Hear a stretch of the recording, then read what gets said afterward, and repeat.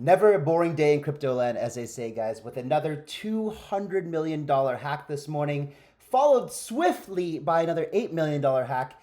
And so, in a day in crypto, when there's not a lot going on, I felt compelled to make a video telling you guys about the hacks that are happening in crypto and, more importantly, how to protect yourself. So, at the end of this video, guys, make sure you watch until the very end because I'm going to give you 10 tips on how to secure yourself and make sure that you never become a victim of a crypto hack. Let's not forget last week, Mark Cuban was hacked, right? And people consider him pretty crypto savvy, but he made a silly mistake. So this is a very valuable video, guys.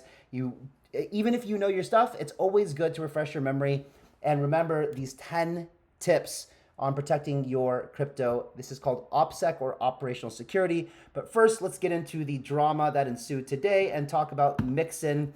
So Mixin was hacked for $200 million, and this tweet says, well, it's not really important, but basically they contacted authorities, and it was $200 million hacked. Okay, so and then just after that, you had Huobi, or I guess they rebranded. I didn't even see this happen to HTX Global, and ironically, after it just sounds like F. What the fuck? Seriously, why would they? This is one of Justin Sun's things, I guess. The rebrand from Huobi to HTX instead of FTX. Like, what is this? And then wasn't there another? What was it? It's who launched? Someone launched GTX or something, right? Like, this is crazy, guys. But anyway, $8 million. But let's go look at the total value of all hacks, right? And not a lot of this. Well, proportionately to the total value, a lot of this has been from centralized entities such as like FTX, Binance, but mostly bridges, right? And if you've been watching my YouTube videos for a long time, you know that I've been talking about how anti-bridge I am. Bridges are often centralized. They don't have good security measures. There's a central point of failure, and this is where a lot of the hacks come from. So, and a lot of them come from North Korea. These are the most gangster country in the entire world, right? These guys create counterfeit money, drugs, and they are amazing hackers. And they've been getting rich since crypto came to be, right? So in this article, I'm going to read the first few paragraphs for you because it's very, very interesting. So North Korea has stolen around $200 million in cryptocurrencies across 30 hacks so far in 2023. Less than in 2022, but still a sum 10 times larger than attacks by other actors. According to a new report, the blockchain analytics firm TRM Labs, although this year has witnessed a considerable downturn in crypto hacks, largely attributed to a decrease in digital asset prices and the ongoing bear market, many cybercriminal groups remain undeterred. North Korean state-affiliated hacking groups were one of the most prolific actors in 2022, a record-breaking year for hacks with nearly $4 billion stolen. The marquee heist was a $625 million hack from the Ronin network, a sidechain built for the popular play-to-earn game Axie Infinity. U.S. officials identified Lazarus, a North Korean group, as a culprit and were able to recover $30 million. Not much out of that 625. They still got away with 595 million. That's a great payday. It's a great payday. But this is where it gets really interesting. So despite the efforts of law enforcement agencies, as well as firms such as TRM Labs and Chainalysis, the North Korean government has continued to profit from crypto hacks. In June, the Wall Street Journal reported the nation had netted more than $3 billion over the last 5 years. Stolen digital currency funded about 50% of the country's ballistic missile program. Not good. Not good. Not good. So let's take a look quickly at the five top hacks. So you had Axie Infinity. We just talked about this. It was Lazarus Group, $625 million exploited. It was a bridge. Poly Network, $600 million. It was a bridge. Binance, centralized entity, $570 million hack. FTX, good old SBF, $415 million. Where did it go? This is after all the stuff went down, right? So this is very controversial. And then another bridge, the Wormhole Bridge, $325 million. So you can see bridges have been a huge source. And this leads into my teaser for tomorrow's video, guys. You don't want to miss it. It's going to be insane.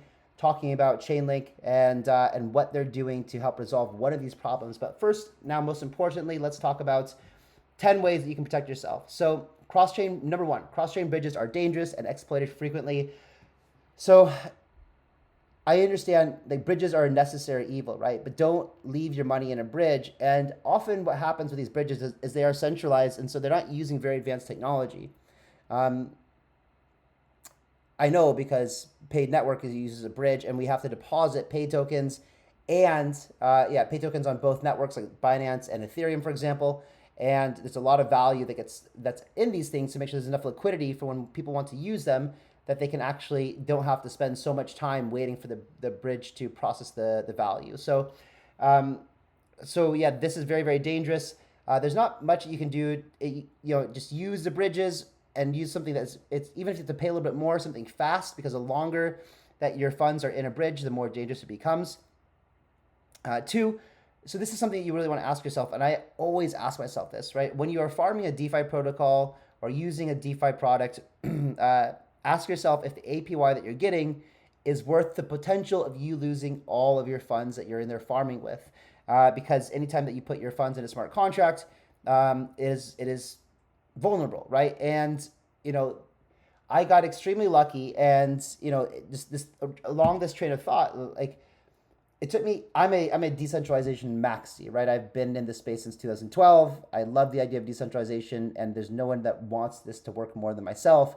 I've found using crypto lending, collateralize my crypto and lending very, very useful in my career to get some leverage and use, to not have to sell so much Bitcoin when I want some money, or to use a little bit of leverage to when I'm bullish in the market, for example. I made a video on Aave to show you guys how to do that. If you're curious, go back and check it out.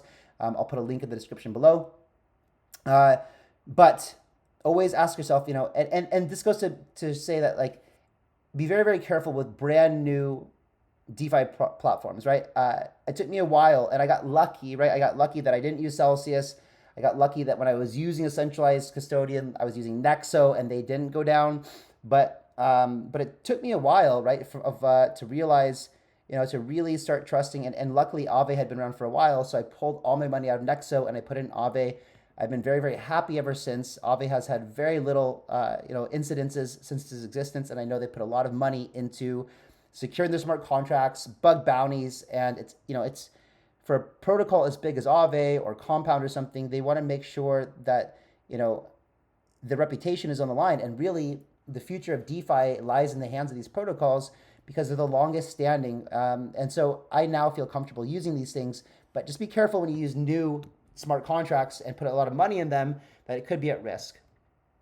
So when it comes down to operational security regarding your funds, always ensure you use a clean device plus on-screen keyboard to avoid keyloggers. So there are some good security softwares that can detect keyloggers, but also when you have an opportunity to do it, I know Kaspersky has one, some built-in browsers have it, where instead of using your keyboard to type in a password, you can use the actual virtual keyboard that pops up on your screen. This prevents keyloggers from tracking your password, and or as we get into it a little bit, you can use a password manager, which is also nice. And we'll get into that in just a second.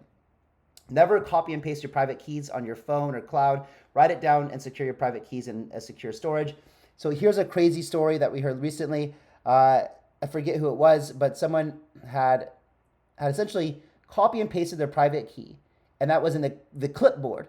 And then 6 months later, they downloaded some brand new AI program software, right? And it had some sort of malware in it, and was able to go to the clipboard and see the private key from 6 months prior and hack that person's wallet. Completely insane. But lessons to be learned here: do not use copy and paste. Always check clear your keyboard. It's just very, very, very risky. Also, you can use a brand new clean device. A lot of times people will use like a brand new laptop only for your crypto assets, right? You can, if you have like your hot wallet, let's say your MetaMask, and you do a lot of trading and things in and out, and you have some funds on that computer and that MetaMask that, if you got hacked, it wouldn't be the end of your world, basically. Okay, fine. But for all the transactions that have to do with the majority of your assets and your savings and the crypto that you have, make sure that stuff is in a cold wallet, and if possible, It's always best to use a brand new clean computer where you don't install apps, you don't run, you don't go to, shady websites or, porn sites or whatever. Just make sure that that device stays clean. Um, generate a unique random password and change them often. So this is really, really helpful, right? You guys see, I forget what the websites are, but you can go see all of the incidents that have happened where there's been different data breaches in different websites where, usernames and passwords are leaked. So, make sure that you're not using any kind of like generic passwords that can be brute forced or hackers can guess. Use something like, I don't want to say LastPass because they had a breach, but I actually use it. Make sure that your master password for these things are incredibly strong and very, very thorough. That way, even if something happens like LastPass, they still can't get into your actual vault. But I think even Chrome or your operating system will allow you to provide to make really complex, unique passwords for every site that is important, right? And these are very, very valuable. And of course, if you do that, it's best to use a password manager so that you can remember these things and you make your life more easy. Do not use SMS for two-factor authentication. So SIM swaps are a real deal. They happen all the time. And this happens when essentially a hacker is able to do social engineering and they can call your mobile provider if they have some basic information on you. They have your phone number, they have your name, maybe your address, and they can call up your provider and get them to say that you lost your phone or whatever and you need to activate a new SIM card. They can activate an eSIM. As soon as they have your phone number, they can go in and do a lot of things like, this is how all of these major Twitter hacks and things like that happen. Also, they can go into a lot of the centralized things that require phone number for verification. So don't use SMS. Use like a Google Authenticator or something that gives you these brand new authenticator 2FAs every 30 seconds. Much more secure than using your SMS as two-factor authentication.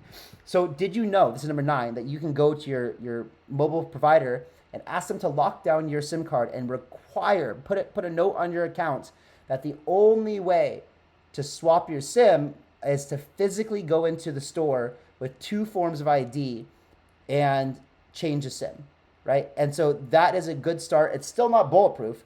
I've heard of people going into stores with fake IDs and still managing to SIM swap, but it prevents a lot of social engineering online, which makes it exponentially more difficult and dangerous for somebody to go in. Often these stores have security cameras, and people would have to be really ballsy to go into the store and do it. But call your provider, make sure they lock down your SIM card to make it that would be a huge step in preventing a SIM swap.